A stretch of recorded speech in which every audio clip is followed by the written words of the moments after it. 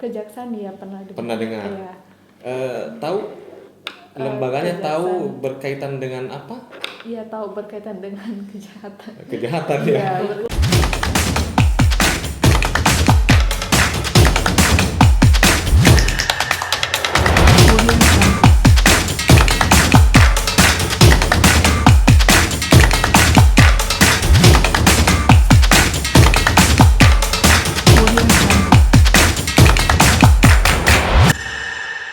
Assalamualaikum warahmatullahi wabarakatuh. Kembali lagi bersama kami dalam program Jackpot, Jaksa Podcast pada Kejaksaan Negeri Luhut Utara. Kali ini saya sendiri Risma Aisyah. Tentunya saya ditemani oleh Pak Kasipidum Luhut Utara, Pak Muhid Nur. Dalam podcast kali ini tentunya berbeda dengan podcast-podcast sebelumnya ya Pak. Betul. Apakah ada perbedaan dengan sebelumnya? Ya, kali ini agak berbeda. Ya. Seperti yang di podcast awal itu saya pernah menyampaikan kalau kita tidak hanya menampilkan narasumber yang terkait bidang hukum, tetapi juga kita berusaha untuk mencari narasumber yang kira-kira bisa memberi inspirasi bagi sobat Adjaksa maupun generasi muda. Nah, makanya kita kali ini kita tampilkan narasumber yang berbeda. Ya. Mungkin bisa diperkenalkan narasumbernya. Ya, di samping saya sudah ada kakak cantik, tentunya multi talenta ya Pak. Multi talent. Good looking. Good looking. Ya. Ini dia Putri Pariwisata Luhut Utara. Kepada narasumber kami persilakan untuk menyapa sobat Adjaksa di seluruh Indonesia. Silakan Kak. Baik, halo semua. Perkenalkan, nama saya Abigail Graciela Pasande, Putri Pariwisata Kabupaten Luhut Utara 2021. Jadi mungkin ada salam khasnya atau enggak ada? Ada, oke. Jadi nama panggilannya siapa? Nama panggilannya Abigail. Abigail. Jadi silakan mungkin ada yang menarik untuk digali dari ini Abigail. Lebih enaknya kita manggilnya kakak, adik, tante atau ibu ya? Manggil adek aja. Oh, manggil adek ya. Jadi adek ini sejak kapan menjadi Putri Pariwisata? Pernah tahun 2019 ikut lomba pemilihan Putri Pariwisata, cuma itu Palopo ya. Sempat terpilih tapi jadi harapan 1. Terus ikut lagi tahun 2021 ini ya, menjabat sebagai Putri Pariwisata Kabupaten Luhut Utara 2021 gitu. Nah, itu diseleksinya dari berapa orang? Seleksinya ada 5 orang dan itu online karena di situasi ini kan masih pandemi, masih corona. Jadi yayasan dari saya sendiri takut ada yang jadi ngadainnya online dan seleksinya dari 5 orang. Dari 5 orang akhirnya terpilih ya? Iya, akhirnya terpilih. Mungkin Risma ada yang mau ditanyakan Kak, lagi? untuk menjadi seorang putri pariwisata Luhut Utara, otomatis kan sebelumnya kakak kayak melewati tahap-tahap seleksi ketat. Nah, itu di situ persyaratannya ada persyaratan khusus atau bakat yang wajib dimiliki oleh seorang calon putri pariwisata. Ya, sebenarnya kalau sebagai calon putri pasti banyak memilih itu ya. Cuma yang lebih utama kalau untuk menjadi putri pariwisata itu lebih ke pengetahuan dan public speaking, karena jika kita terpilih menjadi putri pariwisata otomatis kita mempromosikan harus jago ngomong pasti ya. Nah, jadi itu yang syaratnya harus pintar public speaking dan ya. Speak up ke orang-orang, harus berani ya. Harus punya percaya diri. Oke. Nah, sebelumnya kalau sekarang ini sudah kuliah atau masih sekolah? Enggak, sudah kuliah. Sudah kuliah. Tapi dulu sekolahnya di Palopo. Kemudian ada prestasi? Iya, punya prestasi. Ada ya, di bidang dance. Dance ya. Dance. Kemudian ada lagi? Kemudian bidang akademik? Pernah ikut olimpiade. Olimpiade waktu tahun 2019. Seluruh sekolah ya, dan sebagai perwakilan sekolah saya mengikuti olimpiade informatika. Oke, itu seluruh Sulsel atau? Enggak, sekota Palopo. Oh, sekota Palopo. Oke.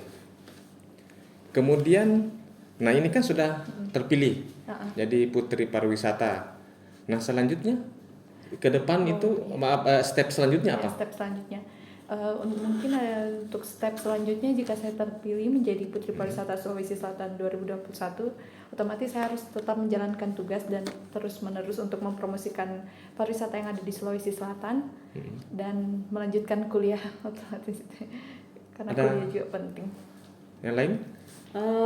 Untuk menjadi duta pariwisata Luhut Utara kan otomatis kayak seperti ada kayak mempromosikan pariwisata yang ada di Luhut Utara. Itu bagaimana Kak cara Kakak dalam mempromosikannya? Kalau dari saya sendiri, selama saya menjadi Putri Pariwisata Kabupaten Luhut Utara, yang saya lakukan selama itu dengan mempromosikan Rongkong misalnya melalui sosial media agar lebih dikenal oleh banyak orang.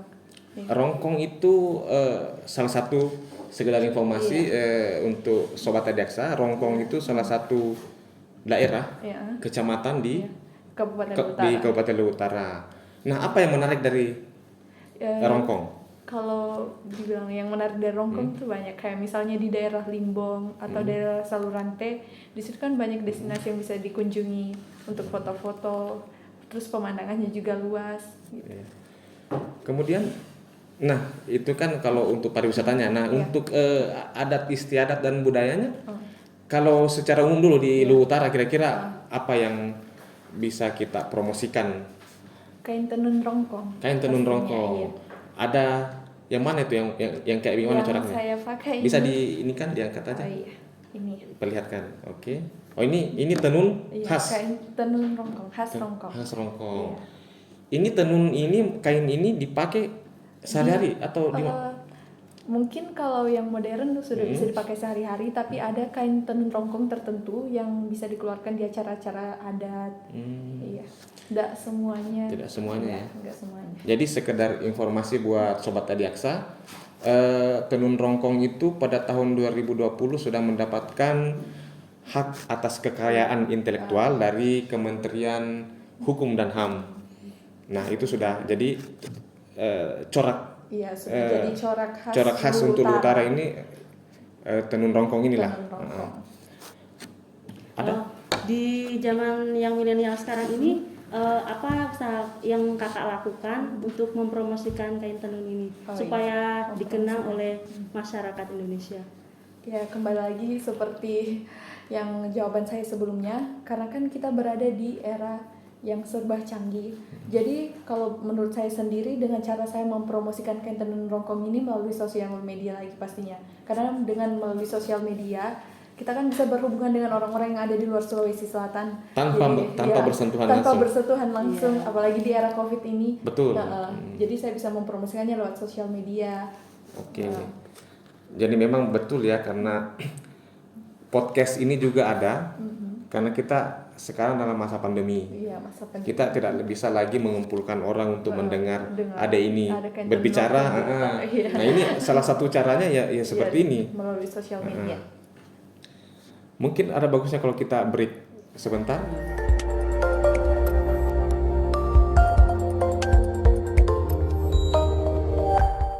Oh ya Kak, dari tadi saya tertarik karena saya melihat tenun yang Kakak kenakan. Itu dalam tenun itu melambangkan arti apa ya? Dalam setiap kain tenun Rongkong kan motifnya itu berbeda-beda. Ada kain tenun Rongkong yang warna coklat itu melambangkan persatuan. Dan kalau mau diketahui ini kain tenun Rongkong ini prosesnya memang masih manual dan handmade dari tangan-tangan ibu-ibu Rongkong. Oke, jadi tidak semua juga ya orang bisa membuat tenun itu. Iya, tidak semua bisa. Tidak semua bisa. Hanya orang-orang tertentu. Oke. Nah, sejauh mana persiapannya? Persiapannya sudah jauh sekali pastinya dan sudah matang, karena saya persiapannya itu pembekalan di Palopo bersama ketua yayasan saya. Ya sudah sebulan lebih pelatihan catwalk, pelatihan materi dan lain-lain sudah disiapkan. Oke. Iya. Memang kapan itu nanti untuk penilaian Putri Pariwisata Sulawesi? Lombanya. Ya tanggal 12 sampai 15 itu sudah masuk karantina dan tanggal 16 grand finalnya. Bulan Juli. Ya, bulan ini. Juni. Nah, itu kan kamu kan generasi milenial ya. Terus tentunya sebagai generasi milenial punya pesan-pesan untuk teman-teman sebaya atau gimana? Kira-kira apa yang mau disampaikan ke mereka? Ya, pesan-pesan saya untuk generasi milenial, jangan stuck di situ-situ aja. Kalian harus menemukan jadi diri kalian sendiri dan mencari sebuah kegiatan yang positif agar bisa mengembangkan diri kalian sendiri, karena semakin ke depan dunia sudah semakin canggih. Ya, pokoknya kalian harus menemukan jati diri sendiri karena itu pasti bermanfaat buat kedepannya. Dan hindari? Iya, dan hindari hal-hal narkoba. yang negatif. Ya, Oke. narkoba. Ada lagi mungkin? Oh iya Kak, apa motivasi Kakak mengikuti seleksi menjadi Putri Pariwisata Sulawesi Selatan? Motivasi saya sendiri karena saya percaya bahwa pariwisata yang ada di Sulawesi Selatan, terkhususnya Kabupaten Utara, juga memiliki potensi pariwisata yang bagus dan tidak kalah lain juga dengan pariwisata yang ada di provinsi lain, tidak kalah bagus.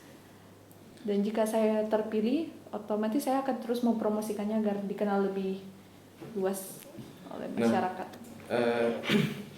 Ini kan sebelum kita tutup ini,